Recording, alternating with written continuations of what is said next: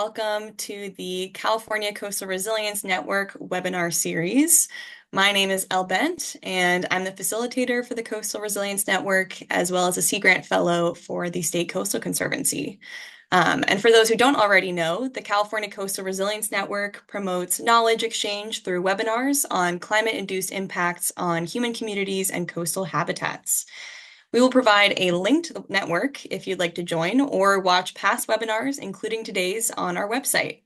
And this link can also be found in the follow-up email you will receive after today's webinar. So to go into some webinar logistics, we will listen and watch a presentation for about 30 to 40 minutes and then follow that up with a Q&A session. And during the presentation, please feel free to submit questions using the Q&A box on the bottom right-hand side of the Zoom screen. This webinar is being recorded and will be available for review afterwards.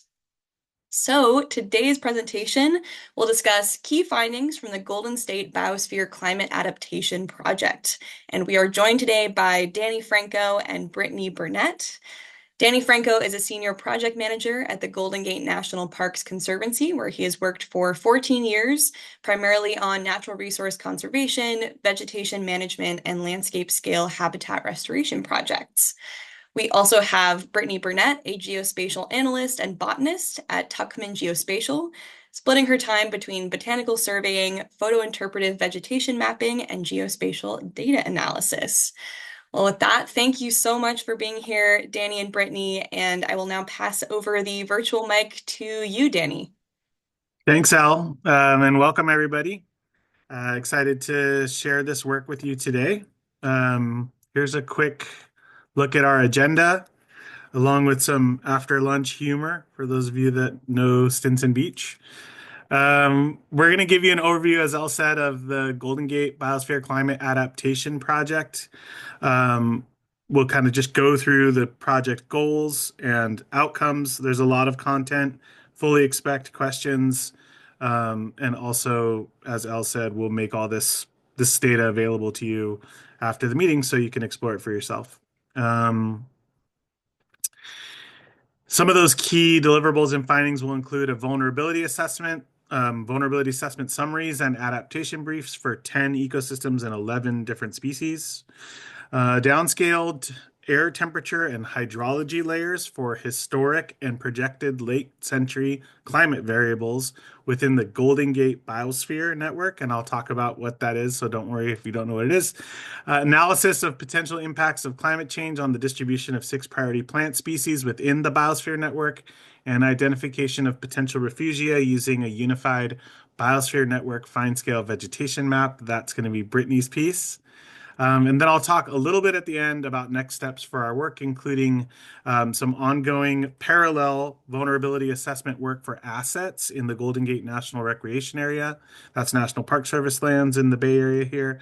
And then our future work with San Francisco Estuary Institute. I see some folks from SFEI here today to synthesize these efforts and develop a comprehensive vulnerability assessment for GGNRA at the park-wide and site scales that we'll use to prioritize and advance multi-benefit adaptation projects.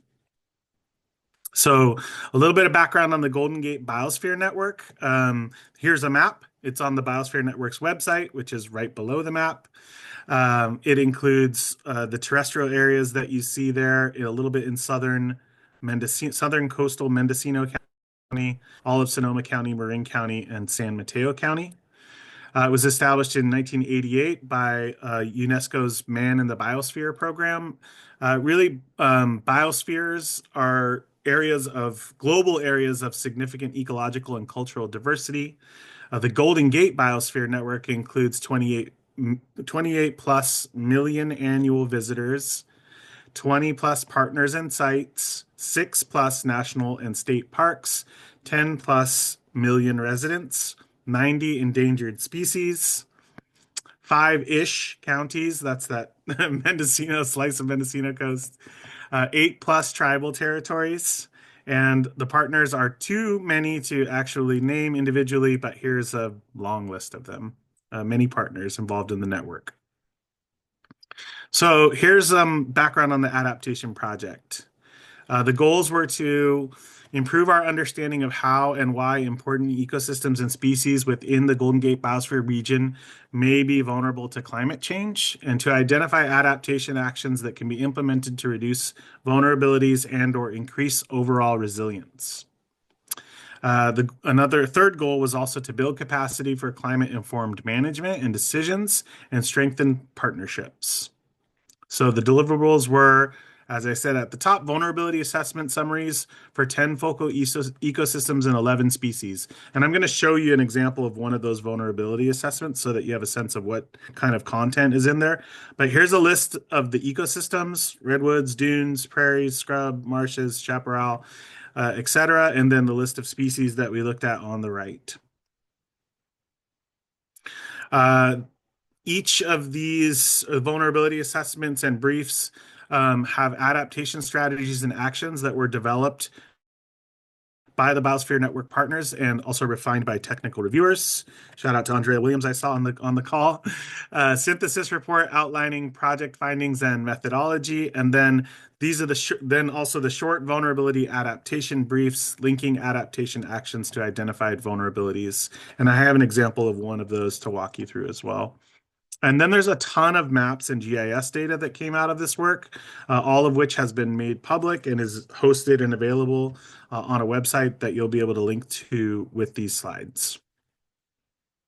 And I do want to mention that there is a final project wrap-up webinar that's going to be hosted by the Biosphere Network for December 12th. So right now, the Biosphere Network is in the process of kind of putting a neat little bow on all of this work and getting it on their website in a way that will be easily navigatable and digestible.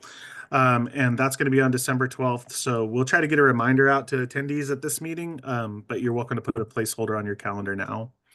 So here's an example of those vulnerability assessment summaries.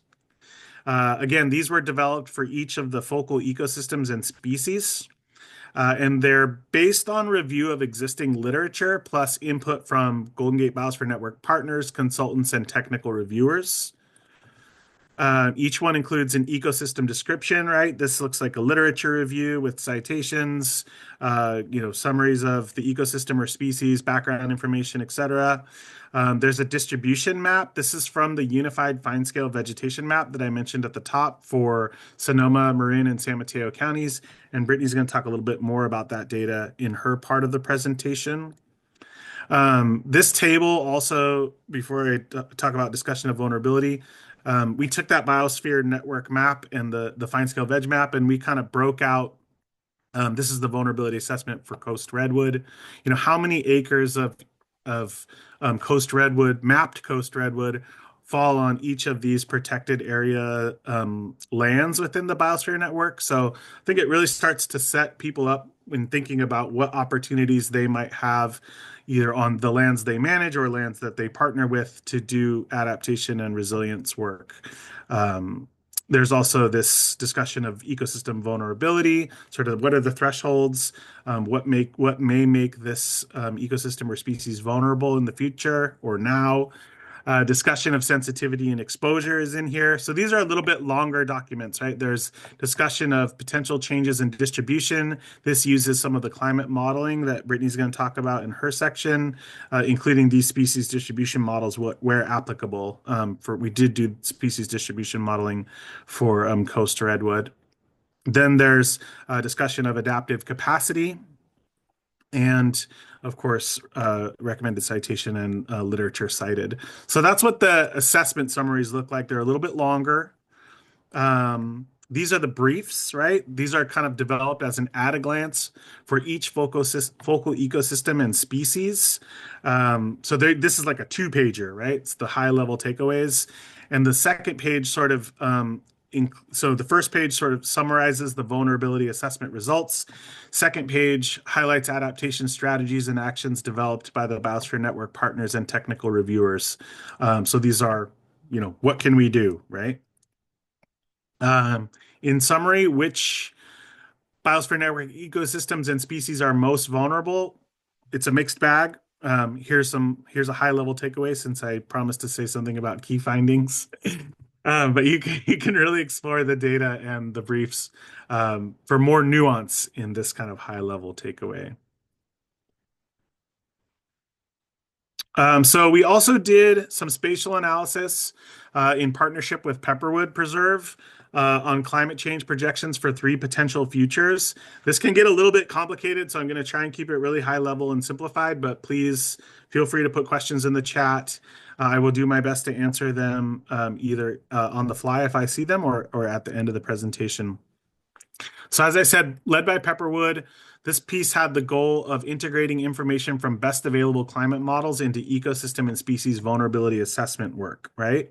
So that those briefs, right, and that vulnerability assessment, those sheets were sort of those. What the discussion in those is kind of underpinned by some of this climate modeling that Pepperwood provided, right? So they looked at three different end of century climate futures using the USGS basin characterization model. It's an existing tool put out by USGS. We looked at three potential futures for the biosphere: a warm, wet future, even hotter and even wetter future, and then a hot, dry future. The Pepperwood analysis included summaries of a set of air temperature and hydrology variables over 30-year periods, covering both the recent historic, so 1981 to 2010, and projected late century, so 2070 to 2099, which results in a whole bunch of spatial layers, right? A set of average layers. So average by the end of century spatial layers for each of these potential three climate futures, and you these are all available. These links are hot, they're live. And then a set of delta or change layers for each climate variable, comparing the three future climate scenarios to historic averages. So this is really useful if you're starting to think about parts of the landscape that have, it's all about changes in patterns, right? So some areas might experience um, more extreme hot weather and more extreme rainfall, so that if the future is more extreme in any of those directions, potentially those species or ecosystems might already have some elasticity versus areas that are much more flat, right? And trying to kind of help managers identify, where are the areas that of the where these in these future climate realities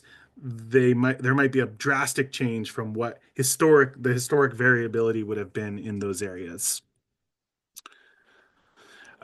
There's also analysis of a unique basin characterization model output called climatic water deficit. Many of you might be familiar with it. It's essentially a metric that looks at drought stress. CWD indicates how much water is lacking in the environment compared to what plants need. The simple equation is this at the top of this graphic: climatic water deficit equals potential evapotranspiration minus actual evapotranspiration.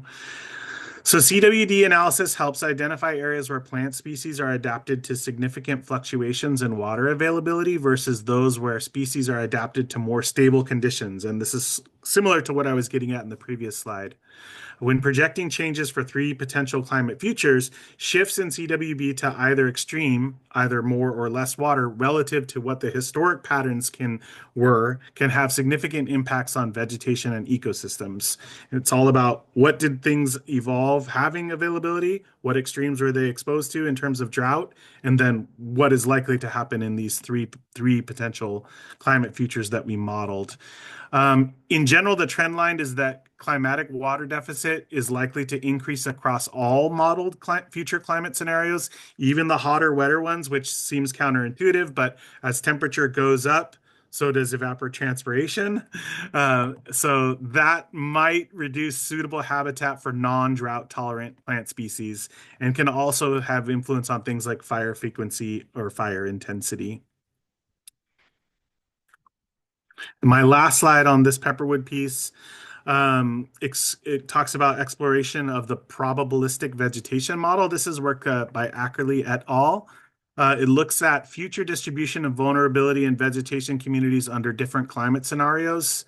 The probabilistic vegetation model does incorporate climatic water deficit, which is what I talked about in the previous slide, and other climate variables to assess potential for vegetation shifts in 22 mostly woody species across California, right? So this is the question that everybody has.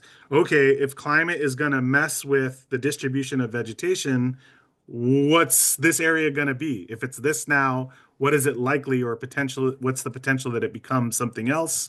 Where are places, vegetation communities likely to expand or contract? It's not enough to know that things are going to change. We want to know how they're going to change. And Ackerley's work sort of tries to get at that at a really coarse scale across the whole state. So this is kind of the crux of it, right? Temperature, precipitation, and soil moisture may make future conditions unsuitable for certain plant species or even entire plant communities. So to model these impacts, Pepperwood selected 17 ecosystems present in that unified fine-scale vegetation map for the biosphere, and they did a little crosswalk to this Ackerley work. This foursquare is something that is going to pop up a lot in our vulnerability assessments. And it's because Pepperwood created these future habitat suitability foursquares for applicable ecosystems across 12 landscape units within the biosphere network. And the landscape units are kind of the subdivided units of these, if you can see my cursor, these subdivided units within the biosphere. So this is the coast redwood. These are the coast redwood foursquares from the vulnerability assessment here. And all it's telling, it's kind of color coded, so it takes a minute to kind of understand what it's saying. But this kind of like blue green, I'm colorblind, so this is going to be painful. This blue green indicates an increase under, and so any foursquare where you see the blue green, that means increase. And relatively stable is this like whatever that is, gray or lime green, and then the yellow is moderate decline, and then the orange or red is dramatic decline. So these four squares are really intended to represent, you have to cross-reference them with these climate reality boxes, right? But the top right is the climate reality box for hotter and more rain, right? And so you can sort of do a little bit of work using these four squares. That it takes a minute, but I think they're helpful as sort of a quick reference refugia tool, right? So where are places likely to remain coast redwood under climate future X, right? And so you can quickly reference these and get a little bit of a coarse idea of where there might be refugia. But to dig in further to refugia, I will turn it over to my partner, Brittany Burnett. It's Danny. Okay, I'm going to share my screen. That work is so incredibly cool. So to support that work, the nonprofit research organization Conservation Biology Institute was commissioned to train and test ensemble species distribution models in order to assess baseline and then future distribution for 6 species under the impact of climate change. So from top to bottom, left to right, we had Adenostoma fasciculatum or chamise, Baccharis pleolaris, Pseudotsuga menzii, Quercus agrifolia, Quercus collegii, and Sequoia sempervirens. Using a combination of species-specific environmental predictor variables and occurrence absence data, Conservation Biology Institute developed a baseline distribution model for each species that was trained on that historic baseline climate condition that was supplied by Pepperwood. And then they swapped that out for the future global circulation model, also provided by Pepperwood. I'll sometimes call it the global climate model, in order to predict future habitat suitability in these 3 predicted climatic futures. And Danny mentioned them, but just to remind you, they are generally a hotter, wetter climate, a warmer, wetter climate, and a hotter, drier. So one of the primary products of the CBI paper for this work were these summarized raster data sets, which displayed areas of baseline distribution, so whether baseline predicted unsuitable habitat or suitable habitat, and then broke it down further by whether the future climate models predicted persistence, so areas in green where there was baseline suitability, and 3 out of the 3 climate models predicted future suitability. A good example of that is F. This is Sequoia, so we're expecting to continue to see a lot of coastal redwood. We can also look at expansion, so areas with baseline unsuitable predictions, but all 3 global climate models predict suitability. So B is Baccharis. We're expecting to see even more Baccharis in central Sonoma County. And then finally, contraction. And I'm going to show an example up close. This is Quercus colloquii, where there's this small patch of projected stable suitable area that's surrounded by these much bigger swaths of areas that are projected to contract.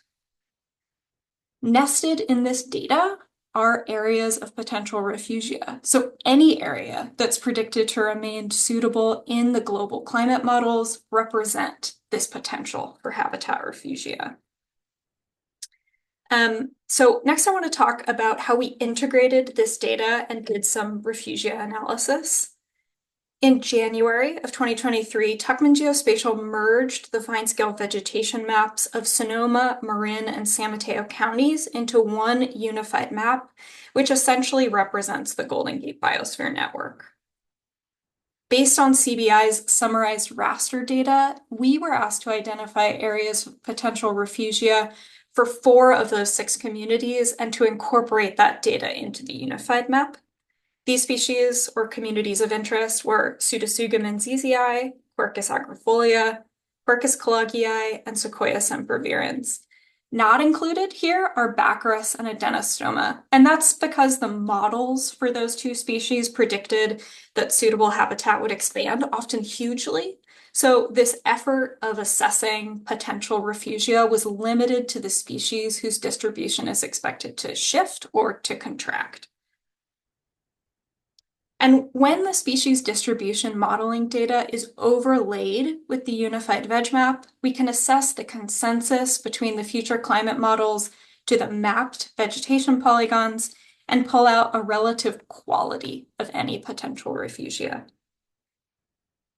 So for this project, we are defining refugia as a polygon of the given species characterized at the alliance level. So for example, a polygon of Sequoia sempervirens alliance, where at least one global climate model predicts future habitat suitability by overlapping at least 90% with the polygon. And I want to say here quickly, we came to 90% after both a literature review on papers that are doing similar work and by testing the analyses. So we started with 25%, we did 50, 75, and all 3 of those early tests showed really high expansive refugia findings, and we kind of decided that it didn't effectively provide a clear way for users or land managers to prioritize conservation priorities.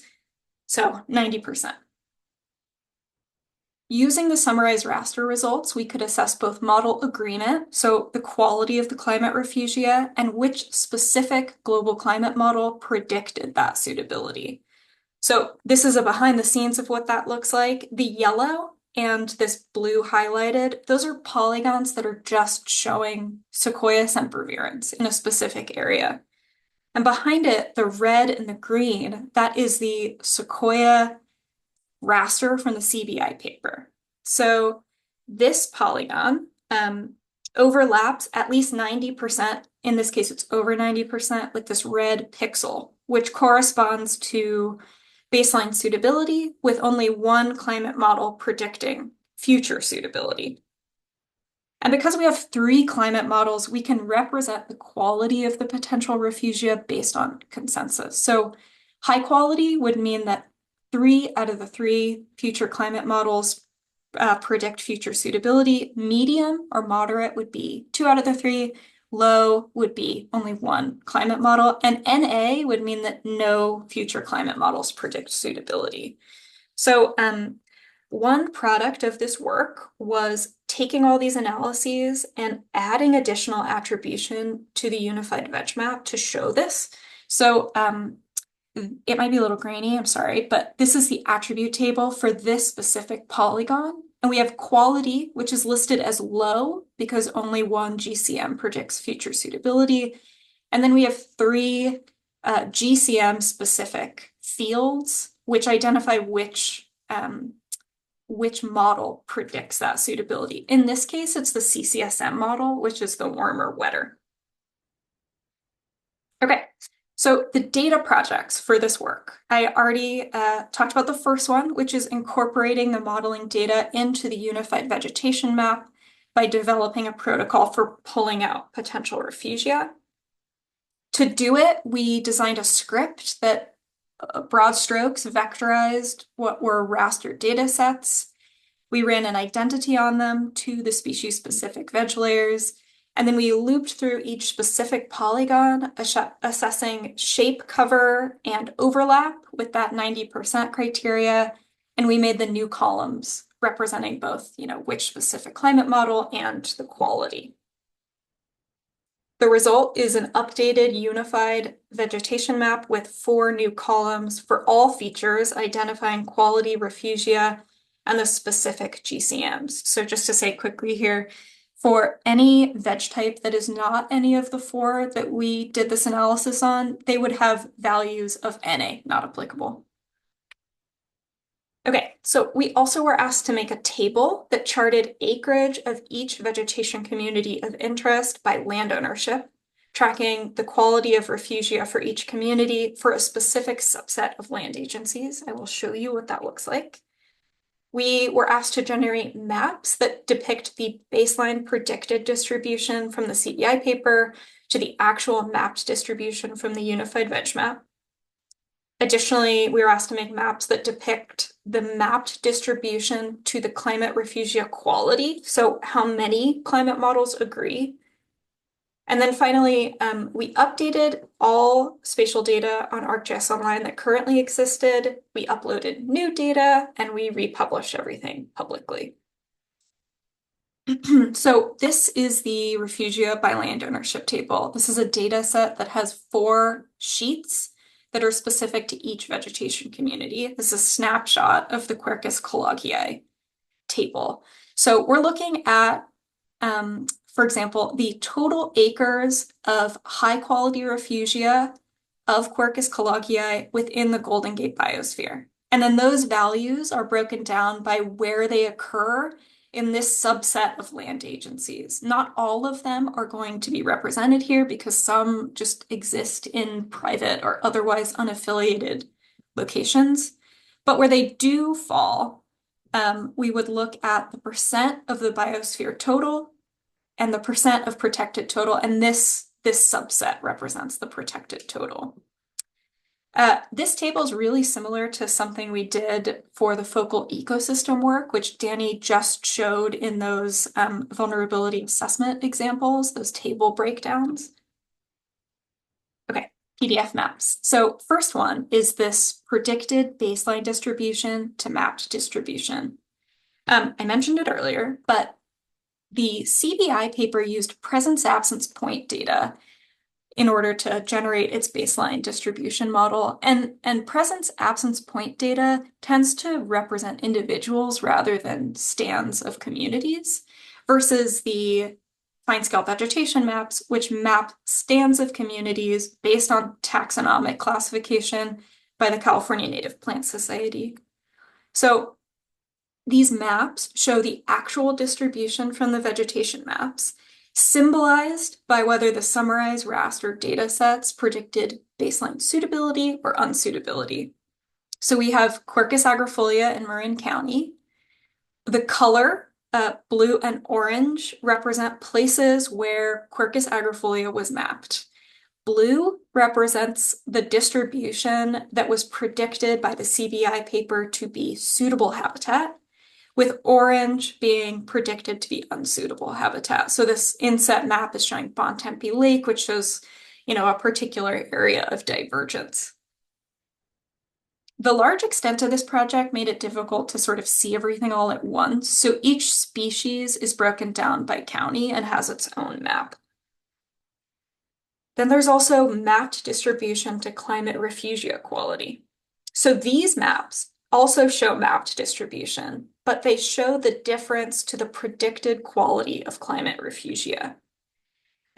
These maps are made by querying the fine-scale vegetation map to only focus on one species, and then symbolizing that distribution by that column I showed you earlier called climate refugia quality.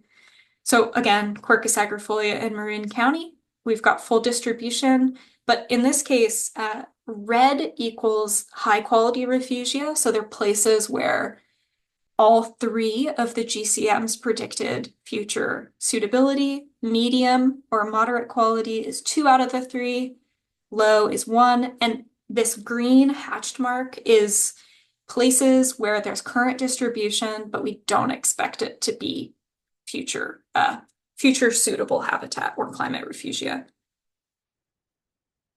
Okay, and then last but not least are the public data sets. So the Unified Fine-Scale Vegetation Map, including all of the potential refugia and species distribution modeling data, are compiled into both a web map and a web app. So right now you're looking at the web app. It's really great, really good user interface. You can do a lot of things on there, both of which are publicly accessible and hosted on ArcGIS Online. These two products contain CBI's species-specific rasters, which are published as tiled imagery layers and named by species. So this is the Douglas fir one. They also include 4 queried versions of the full unified vegetation map, displaying only the distribution of the 4 vegetation communities symbolized by climate refugia quality. I know that's a lot, but this is actually what we were just looking at in the PDF maps. So they're just their own layers.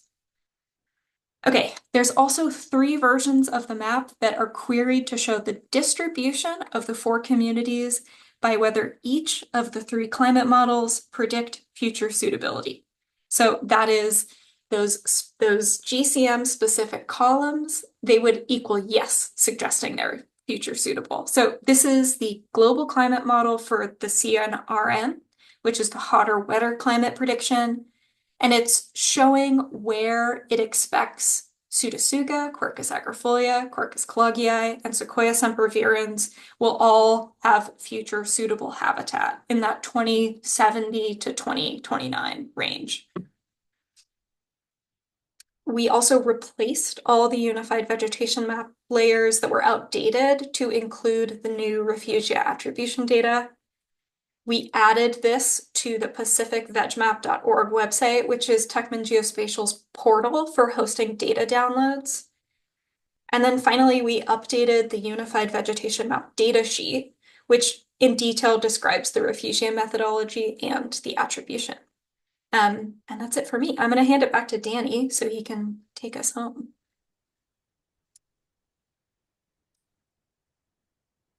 Thanks, Brittany. That work is really cool. I'm just going to share. I have like just a few more slides and then we can get into Q&A or talk about other stuff. Maybe this cartoon will inspire questions. No more coal for eyes, right? So I mentioned at the top that the Golden Gate National Recreation Area is currently undertaking a coastal hazards and sea level rise vulnerability assessment. I should have said in this bullet that it specifically is looking at assets, park assets, and I'll talk a little bit more about that. And then our second next step is to, which we're kind of going to do in parallel, we think, is develop a framework to accelerate climate adaptation and mitigation projects for natural, cultural, and visitor resources. So a bit about that GGNRA coastal hazards and sea level rise asset vulnerability assessment. This is an NPS like nationwide effort led by Western Carolina University's program for the study of developed shorelines.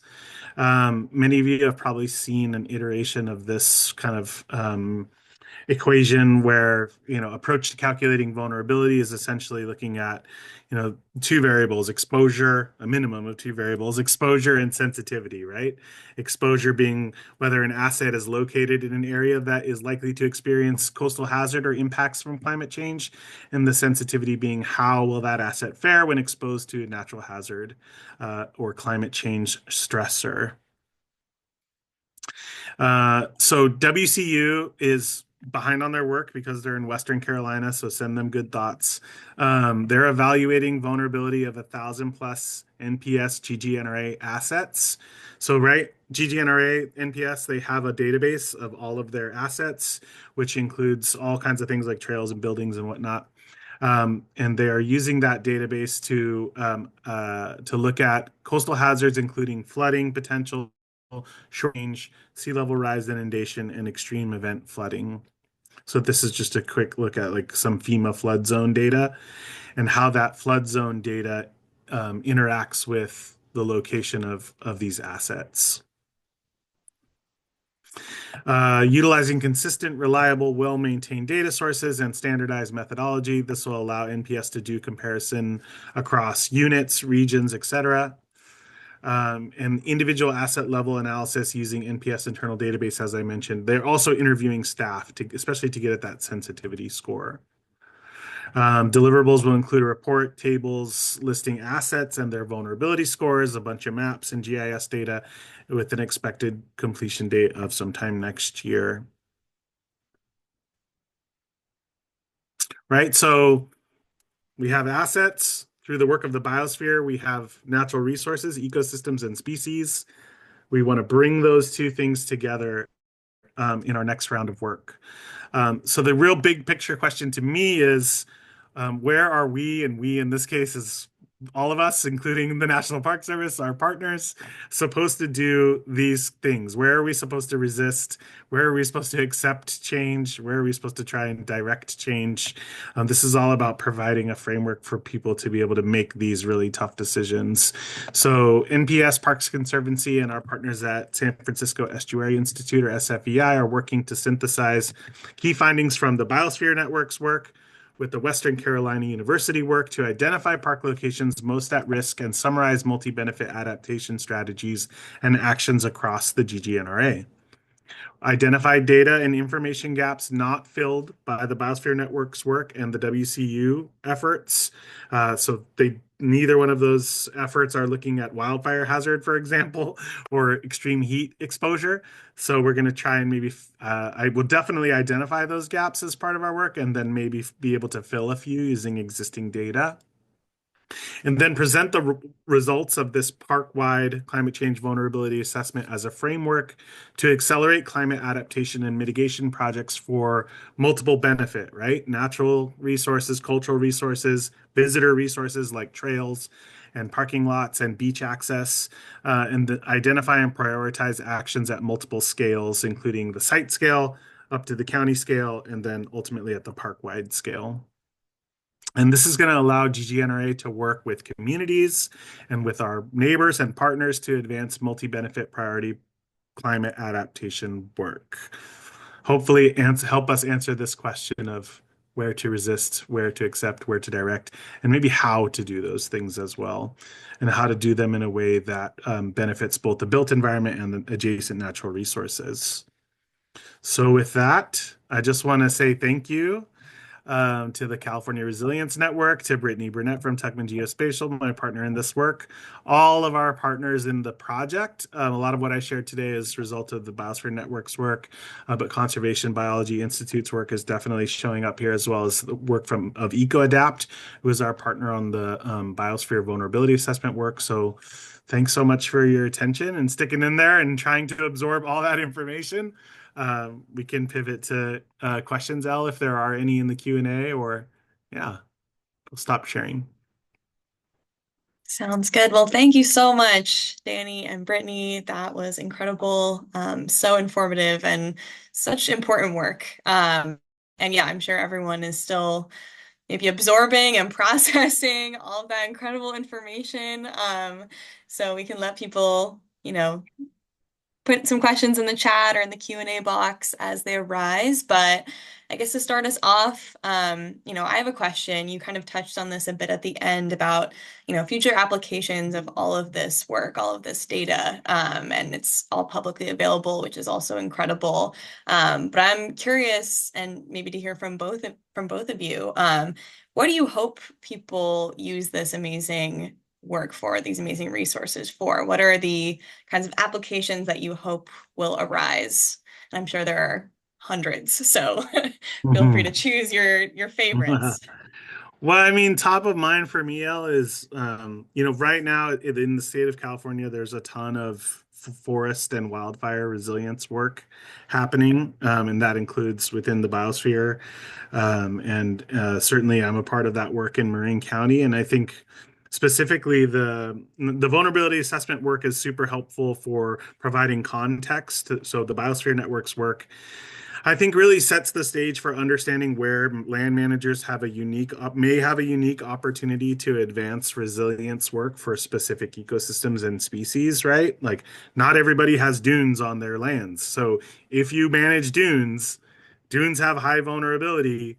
Think about managing your dunes for resilience because dunes are not, they're not everywhere, right? And so I think the first cut of it is just, okay, where do we have these really special resources, species, and communities? Who has a unique opportunity to advance resilience or adaptation work, just by virtue of managing lands with those resources or species on them? That's the first cut, and then the second cut is sort of understanding what their vulnerability is, right? Like, what is the natural resilience of these species? What are the thresholds, or what are the things that are most likely to trigger a change or a loss in the quality and quantity of habitat for those species or ecosystems? That's sort of the second cut that you can still get from the Biosphere Network. And then I think for a subset of those species, um, trying to then further drill down into management actions, especially for the species distribution modeling work. So for me, for folks engaged in forest health work, like myself, and I see a couple other names in the participant list, if we're doing resilience work for Sequoia sempervirens or in coast redwood forests, is that an area that's expected to remain coast redwood forest based on these modeled climate futures? If so, that makes our work even more important, right? If not, that doesn't mean we stop working there, but maybe it helps us understand what changes this area might be undergoing by end of century, and it might help us color our work in some way.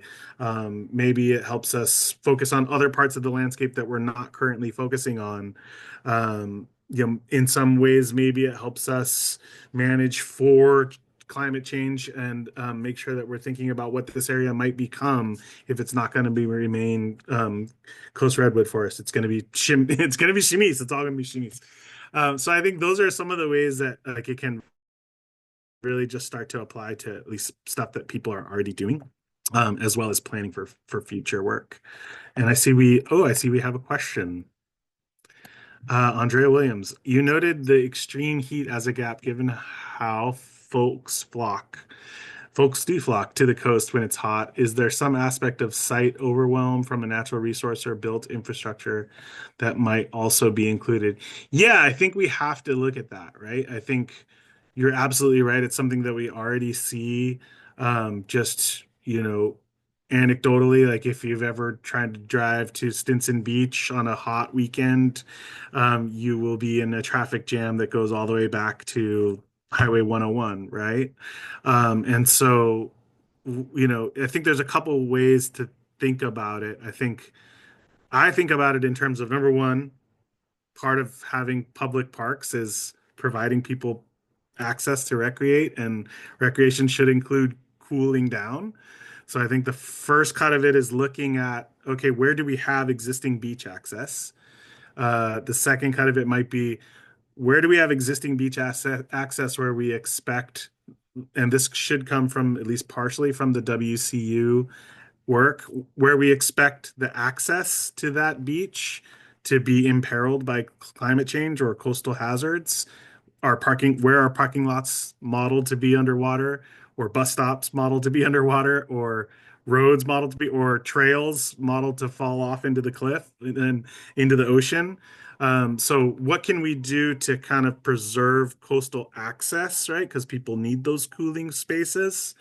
And then I think a second part of that, not necessarily a secondary part, but a second part of that is what you just said, Andrea, and your question is then looking at the adjacent natural resources and thinking about the implications of climate change for those adjacent natural resources. If we're going to propose to, if there's an opportunity to preserve coastal access by building a new segment of trail, what can we do for the adjacent resources? Where will we put that trail? Can we put it through somewhere that isn't super valuable habitat that's likely to remain refugia or likely to be squeezed by climate impacts?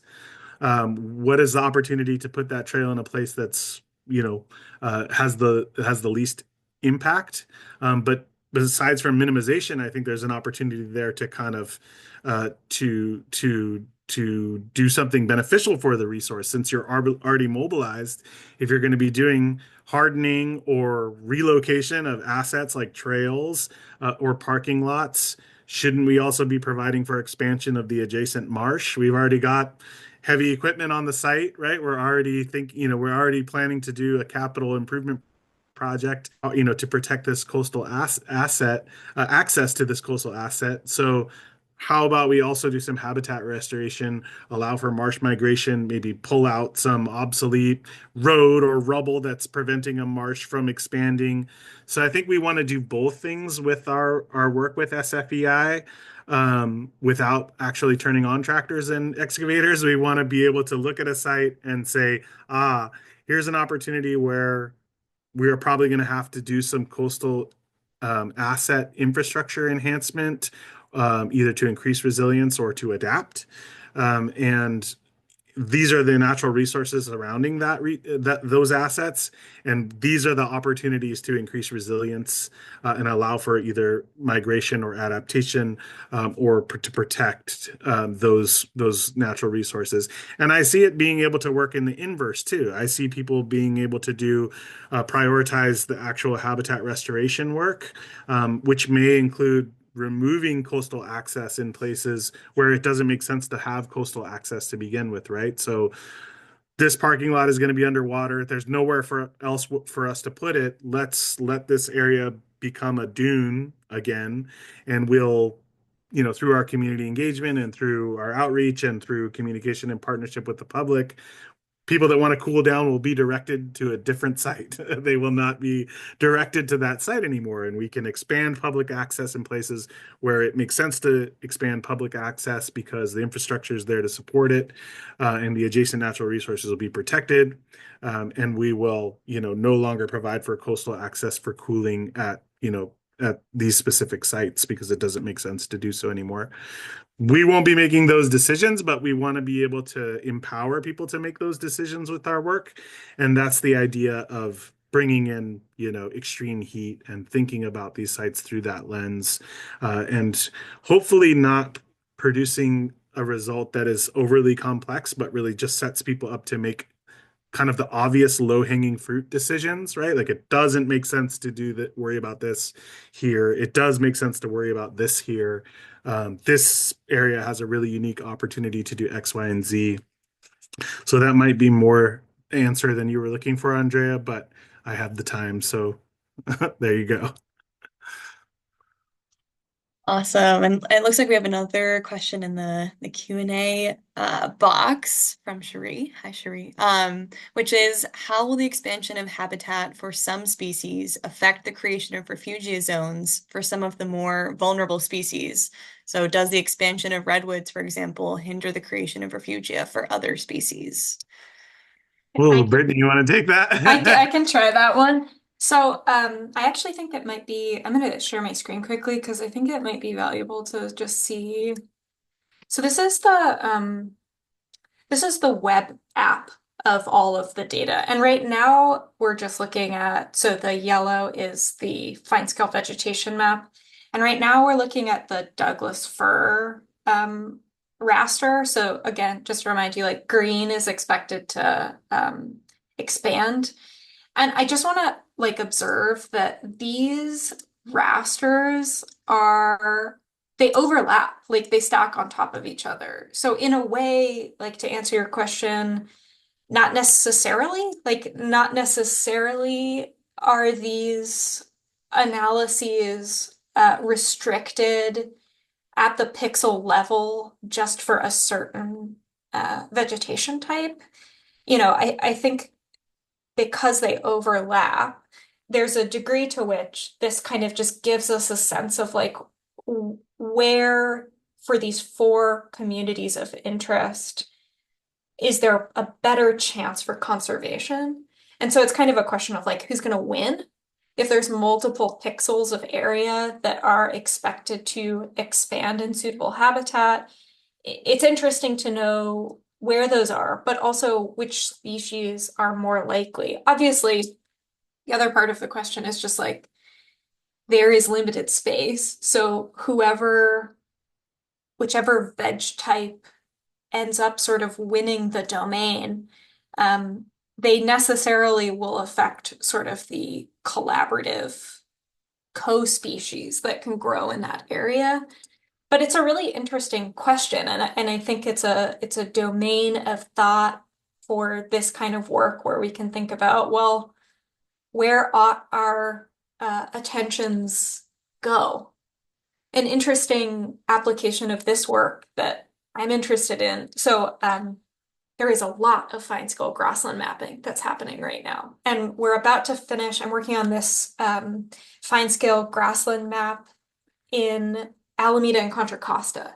And there's a way in which you can look at stuff like stand transition analysis and you can say, well, based on these summarized rasters for the backrest or the adenostoma, which were made by the Conservation Biology Institute, but we didn't do analysis work on, we can say, are there grasslands that are currently grasslands now that are predicted to not become adenostoma or backrest, and maybe those would be good candidates for conservation. I hope that sort of got at the question, but it's complicated.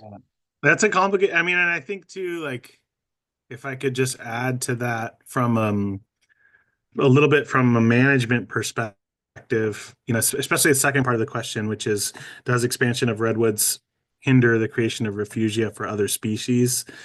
I think what managers are most interested in is like preserving the mosaic of, right? It's about biodiversity, right? And I think that's what your question is sort of alluding to is like, hey, if we're facilitating expansion of redwoods through, through management designed to allow for coast redwoods to expand into areas that are suitable for coast redwood, but don't currently support coast redwood, the answer is maybe, like, but maybe not. Like, what's there now, and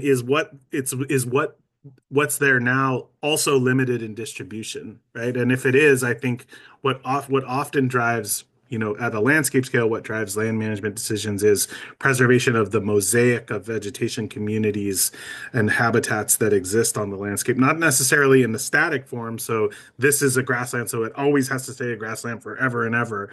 But just so that we're aware that if this grassland is, as Brittany said, transitioning to chamise or to baccharis, where are there other opportunities to conserve or protect or enhance or create grassland so that at the landscape scale, there's not a net loss of the diversity of vegetation types on the landscape. So sometimes I think that the answer is maybe sometimes you might find places where redwoods start to expand, especially if like that hotter, wetter scenario like sort of comes to fruition. There's going to be changes in the distribution potentially, or especially the hot, not the most wet one, but for some reason the warm, wet one, redwoods seem to do really well in.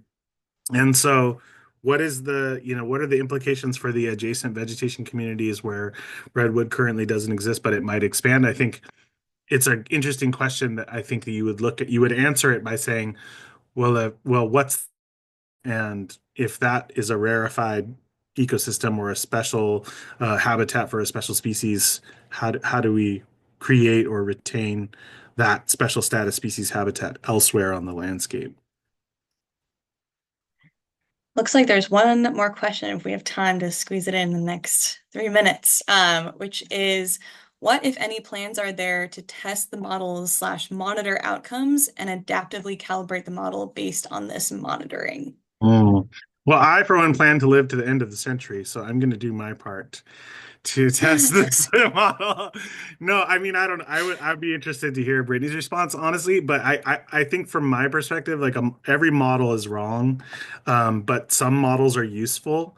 And the idea for this work right now is to try and inform the immediate management that's already happening, decisions that people are already making about their precious time and dollars that they can spend on habitat conservation or resource or purchasing or acquiring properties or, and planning, right? Planning for the next whatever the planning horizon is, right? 10 to 25 years, maybe.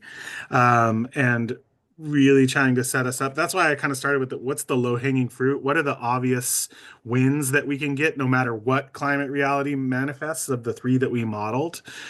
Because it's generational work, right? And we can only, even if I live to end of century, I'm not going to work to end of century. So how do we really kind of make good decisions, informed decisions now within our temporal sphere of influence, and how do we set people up with good, with something good that they can build on when they come to take our place in this generational work. Yeah. The only thing I'll say is that the species distribution modeling data, like I mentioned, was based on presence absence data. And it was interesting to compare that to the fine scale vegetation maps, which necessarily look at stands of communities. And I think I'm biased because I make them, but I think we are in such a foundational moment of these big fine scale vegetation maps that I'm really interested in at this moment where we finished the Sonoma Veg Map 10 years ago and we're doing a 10-year update on it. We're about to do a 10-year update on the San Mateo map. I think kind of the closest answer to that question is we're going to have a lot more data going forward that's going to make it possible to look at these changes and to start sort of applying some of these modeling to what we're actually seeing, at least in a 10-year sphere, which is not enough, but it's a start.